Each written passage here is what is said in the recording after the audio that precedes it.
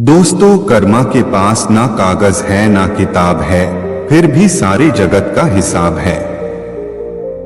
ये कहा जाता है कि जो कर्म हमने पहले किए हैं उनका फल हमें आज मिलता है, और जो आज करते हैं उसका फल हमें बाद में मिलेगा। किसी ने सच ही कहा है, दूसरों के साथ किया हुआ छल बर्बादी के सारे रास्ते खोल देता है।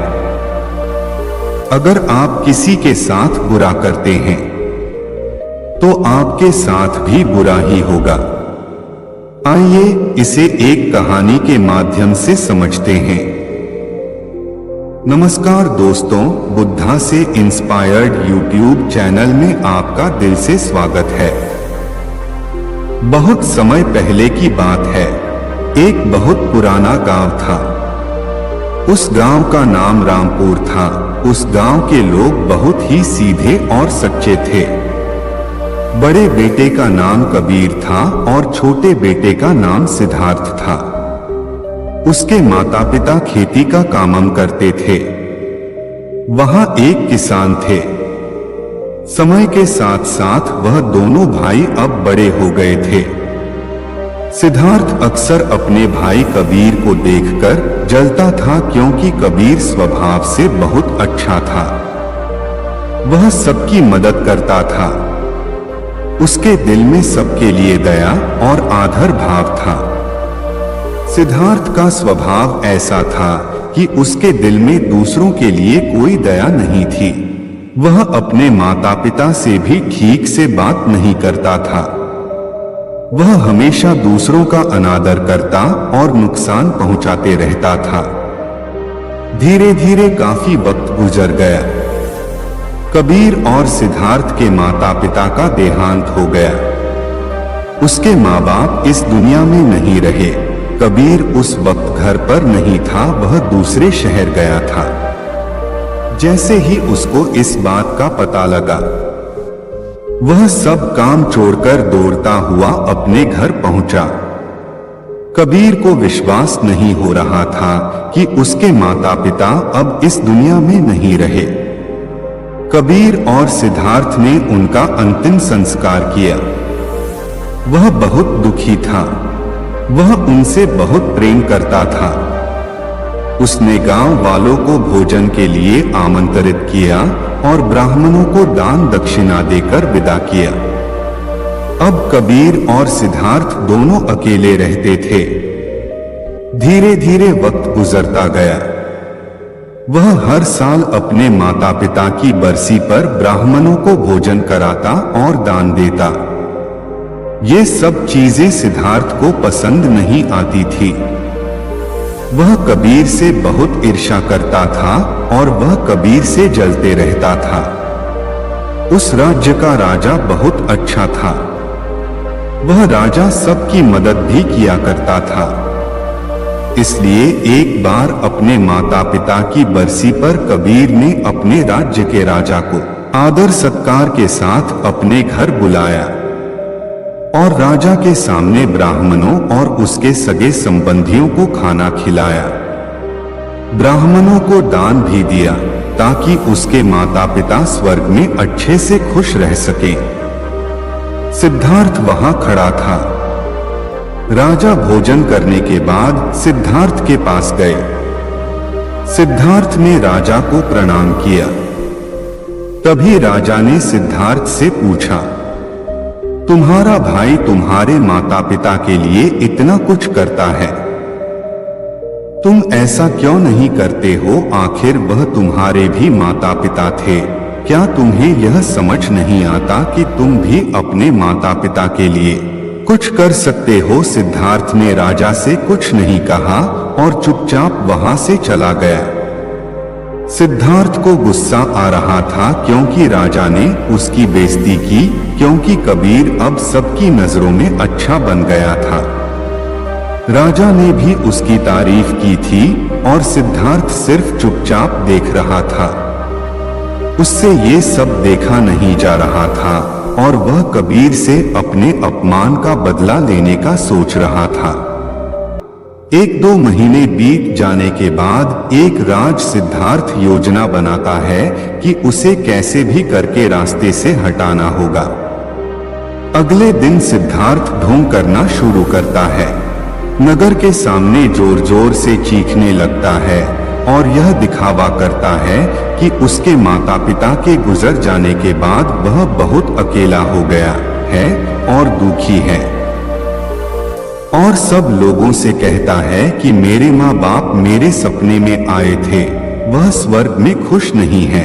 वह कह रहे थे कि कोई वहां जाकर उन्हें खाना बनाकर खिलाए, उनकी सेवा करे, वो तभी खुश रहेंगे। उन्होंने मुझसे कल रात सपने में कहा था कि मेरे भाई कबीर को मेरे पास भेज दो, वह उनकी बहुत सेवा करता है, वह इसके साथ बहुत खुश रहेंगे, तभी उनकी आत्मा को शांति मिलेगी। उन्होंने ऐसा कहा मुझसे। ये मामले की बात राजा तक पहुंच गई है और मिले क्यों ना, इतने साल से जो पुण्य कर रहा है, राजा कहते हैं, लेकिन इसके लिए तो कबीर को मरना पड़ेगा। कबीर ये सब देख रहा था। कबीर को यह सब समझ आ गया था कि यह सब केवल उसे फंसाने की चाल है, क्योंकि उसका भाई उससे नफरत करता है।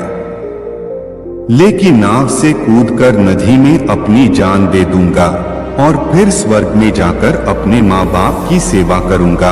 राजा एक आखिरी बार उस गांव और सब लोगों को देखता है, फिर नदी में कूद जाता है और सारे गांव वालों को पता चल जाता है कि कबीर अब इस दुनिया में नहीं है, अब वह स्वर्ग की ओर चला गया है अपने माता पिता की सेवा करने के लिए। सिद्धार्थ बहुत खुश था कि उसका इकलौता भाई अब दुनिया में नहीं रहा। जो भी जमीन और वसीयत है, अब वह सब मेरा है, मैं ही इसका मालिक बनूंगा। धीरे धीरे काफी दिन गुजर गए। एक दिन अचानक से राजा के दरबार के बाहर कबीर बैठा होता है और जोर जोर से रो रहा होता है। राजा के सिपाही ने देखा कि कबीर वहां बैठा बैठा रो रहा था। पहले तो सब डर रहे थे उसके पास जाने से, फिर कुछ देर बाद सिपाही पूछते हैं, ये चमत्कार कैसे हुआ, तुम जिंदा कैसे हो? कबीर मौन रहा। फिर सिपाही उसे दरबार में ले जाते हैं। सिपाही कबीर को लेकर आ रहे होते हैं। राजा उसे जिंदा देखकर बहुत आश्चर्यचकित थे और कह रहे थे, तुम्हें तो खाना बनाना भी नहीं आता, तुम तो हमारी सेवा भी ठीक से नहीं कर रहे हो। तुमसे अच्छा तो सिद्धार्थ है जो तुमसे अच्छा खाना बना लेता है और वह हमारा ख्याल भी रखेगा। तुम जाओ और उसे भेज दो। राजा कहता है, अगर ऐसा है तो सिद्धार्थ को इसके लिए मरना पड़ेगा। राजा अपने कुछ सैनिक को भेजता है और सैनिक सिद्धार्थ के पास जाते हैं और कहते हैं कि महाराज ने तुम्हें राज दरबार में बुलाया है, और सिद्धार्थ उनके साथ आ जाता है। राज दरबार में पहुंचकर सिद्धार्थ ने देखा तो उसका भाई कबीर वहीं मौजूद था। उसे वहां देखकर आश्चर्यचकित था। राजा उसे सारी बातें बता देते हैं और कहते हैं, तुम्हारे भाई ने माता पिता के लिए इतना त्याग किया है, अब तुम्हारी बारी है। तुम्हारे माता पिता चाहते हैं कि तुम उनकी अच्छे से सेवा करो। राजा उससे कहते हैं, क्या तुम उनके लिए ऐसा कुछ नहीं कर सकते? सिद्धार्थ अगर कुछ बोलता तो उसकी योजना के बारे पता चल जाता, इसलिए सिद्धार्थ को ना चाहते हुए भी ये सब करना पड़ता है। अगले दिन फिर से सारी तैयारी किया जाता है। कुछ देर बाद सिद्धार्थ घर आ जाता है और सोचता है, मैं वहां जाऊंगा ही नहीं। अगर मैंने ऐसा किया तो वह सच में मुझे मार ही देंगे। आज रात को ही मैं गांव छोड़कर कहीं चला जाऊंगा। दूसरी तरफ कबीर ने राजा को सारा सच बताया। असल में वह जिंदा कैसे बचा था? उसने पहले ही मछुआरे से बात कर ली थी। जब कबीर नदी में कूदा तो थोड़ी ही देर बाद मछुआरे ने उसकी जान बचा ली थी। जिससे उसकी जान बची और वह 1 महीने तक नगर से दूर रहा और किसी को भी नहीं पता चला कि वह जिंदा है। फिर सही समय पर राज्य में लौट आया वह। यह सब सिर्फ इसलिए किया क्योंकि वह उसके भाई सिद्धार्थ को एक सबक सिखाना चाहता था। इधर सिद्धार्थ शहर छोड़कर जाने की योजना बना चुका था। अपनी योजना के अनुसार वह रात के अंधेरे में ही घर छोड़कर भाग जाता है। वह घर छोड़कर कुछ दूर गया ही था कि तभी राजा के कुछ सैनिकों की नजर उस पर पड़ती है और उसे रोकने का प्रयत्न करते हैं। सिद्धार्थ और सैनिकों के बीच हाथापाई और लड़ाई शुरू हो जाती है। सिद्धार्थ को सैनिकों ने पकड़ रखा था। सिद्धार्थ गुस्से में आकर एक सैनिक के सिर पर एक लकड़ी से मारता है। सिर पर चोट लगने से उसकी वहीं पर मौत हो जाती है। कबीर ने जो सारी बात राजा को बताई थी वह सिद्धार्थ को माफ करने वाले ही थे, लेकिन जैसे ही राजा को ये बात मालूम पड़ती है कि सिद्धार्थ गांव से भाग रहा था और उसने एक सैनिक की हत्या कर दी है। पर वो कहावत तो आपने सुनी होगी, अब पछताने से क्या होगा, जब चिड़िया चुग गई खेत से और पछतावे के साथ उसे अपनी जान से हाथ धोना पड़ता है। दोस्तों, कर्मों का फल ऐसा ही होता है, जैसी करनी वैसी भरनी। बुरे इंसान को आखिरी वक्त तक सही और गलत की पहचान नहीं होती। जिंदगी ऐसे ही नहीं चलती। जिंदगी समझने की चीज है जिसे हर व्यक्ति को समझनी चाहिए। मनुष्य के द्वारा किए जाने वाले सभी कर्म उसके विचारों से बनते हैं। हमारी सकारात्मक या नकारात्मक सोच विचारों को जन्म देती हैं और वही विचार कर्म बनते हैं। इस तरह सोच सकारात्मक होने पर ही अच्छे कर्मों का निर्माण हो सकता है। अगर हम किसी के साथ बुरा करते हैं तो हमारे साथ भी जरूर बुरा होगा। जब आप दूसरों के लिए अच्छा करते हो तो बदले में हमारे साथ भी अच्छा होता है। यह भी हो सकता है उस वक्त हमारे साथ कुछ बुरा ना भी हो, लेकिन कभी न कभी इसका हर्जाना हमें भुगतना ही पड़ता है।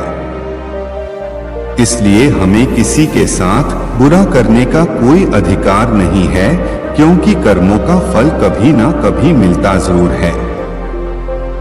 दोस्तों, आपने आज के इस वीडियो से क्या सीखा वह मुझे आप कमेंट में बता सकते हैं। इसी के साथ में उम्मीद है कि आपको आज की वीडियो पसंद आई होगी, तो इस वीडियो को उस इंसान को शेयर करें जिससे ये कहानी सुनने की जरूरत है, और उसी के ठीक बाद चैनल को सब्सक्राइब करें। तो चलिए फिर मिलते हैं ऐसी एक और नई वीडियो में एक नए मैसेज के साथ। तब तक के लिए अपना ख्याल रखें। धन्यवाद और नमोः बुद्धाय।